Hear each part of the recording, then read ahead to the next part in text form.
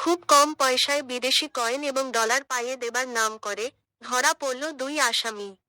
আজ 1 জানুয়ারি বুধবার ঘটনাটি ঘটে কাঁচরাপাড়া এলাকায় মালদ্বীপে কাজ করে আব্বার শেখের ছেলে।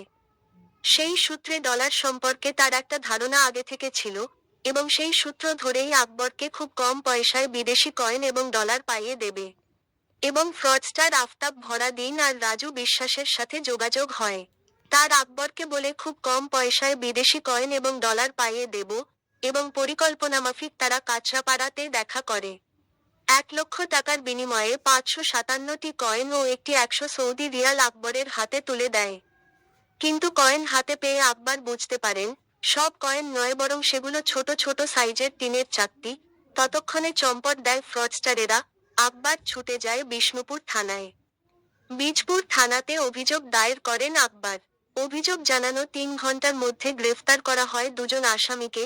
আসামিদের কাছ থেকে উদ্ধার করা হয় নগদ 48,500 টাকা, 2টি মোবাইল ফোন, বেশ কিছু জাল নথিপত্র, টিনের কয়েন তৈরি করার সরঞ্জাম। আসামিদের মধ্যে আফতাব হরাদির বাড়ি বাংলাদেশে। আগামীকাল তাদের ব্যারাকপুর আদালতে তোলা হবে। ঘটনার সঙ্গে আরও কেউ জড়িত আছে কিনা পুলিশ তদন্ত করে দেখছেন। প্রশাসনের তরফ থেকে জানানো হয়, বারবার জনগণকে সাবধান করা সত্ত্বেও ফ্রডদের হাতে ঠকছেন।